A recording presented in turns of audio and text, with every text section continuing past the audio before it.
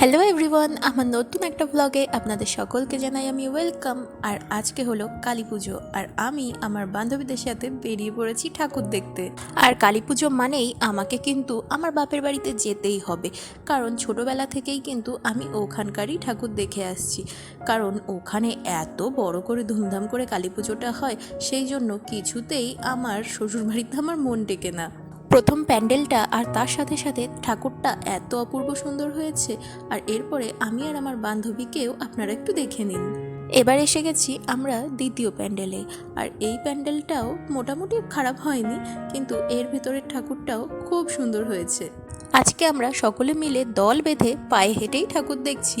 Mainly পায়ে হেঁটেই ঠাকুরটা দেখতে হয়, কারণ সব কিছুতেই নো এন্ট্রি লাগিয়ে দেয়। এই প্যান্ডেলটার লাইটিংটাই এত সুন্দর, প্যান্ডেল কত না সুন্দর সেটাই ভাবছি। আরে বাস, এই প্যান্ডেলটা তো খুব সুন্দর হয়েছে, কিন্তু যে পরিমাণ ভিড়, এখনো লাইনে দাঁড়িয়ে আছি। যাক, অবশেষে ভেতরে আসতে পেরেছি। আর ভেতরটা দেখেছেন কি সুন্দর হয়েছে না?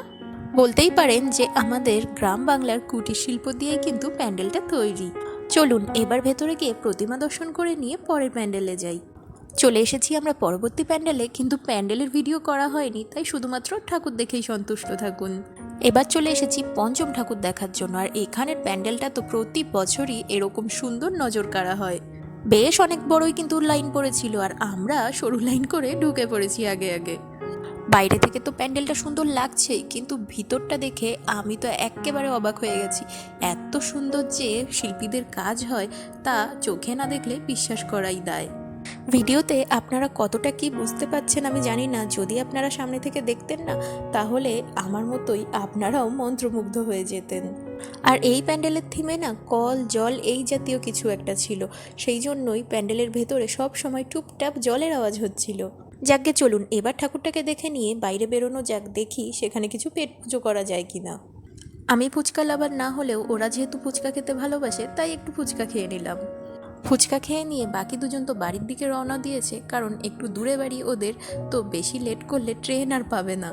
আহা, এই প্যান্ডেলটা কি সুন্দর না বলুন, কি সুন্দর যে অ্যাস্থেটিক লাগছে।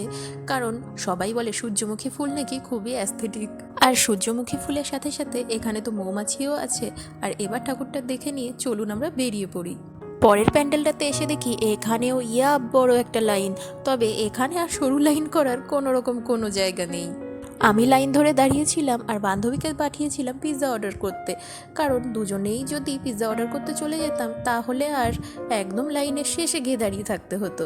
এই প্যান্ডেলটাও কিন্তু বেশ ইনোভেটিভ লাগছে, তাই না?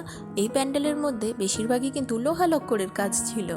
আর প্রতি বছর জানেন তো এই প্যান্ডেলটাতে বেশ ভালো ভালো সেলিব্রিটিদের আনে। এবারও নাকি সোহিনী এসেছিল, তবে সেদিন আমি বাড়িতে আসিনি, আসলেও হয়তো দেখতে আসা হতো না। এই ক্লাবটা না একদমই আমাদের স্কুলের পাশেই। ছোটবেলা থেকে যত আমি কালী পুজো দেখেছি, তার মধ্যে এটাকে কখনো তেমন বড়ভাবে পুজো করতে দেখিনি। কয়েক বছর হলো এরা অনেক বড় করে পুজো করছে। প্যান্ডেলের সামনেরই একটা দোকান থেকে চিকেন স্যাটে খেয়ে নিয়ে এখন আমরা চলে এসেছি পিৎজাটা খেতে। আর বাড়ির জন্য পিৎজা নিয়ে নিয়েছি, আর তারপরে আইসক্রিম আর কোল্ড ড্রিঙ্কস নিয়ে এখন যাচ্ছি বাড়ির উদ্দেশ্যে। বাড়ি যাওয়ার আগেই আমাদের মোড়ের মাথায় আমাদের যে প্যান্ডেলটা হয় সেটাতেও একটু ঢু মেরে যাচ্ছি। আমাদের এই এলাকায় যতগুলো পুজো হয় তার মধ্যে সবার লাস্টের প্যান্ডেলটা হলো আমাদের এইটাই। প্যান্ডেলটা তো বেশ সুন্দর হয়েছে, আর তার সাথে সাথে কিন্তু ঠাকুরও সুন্দর হয়েছে।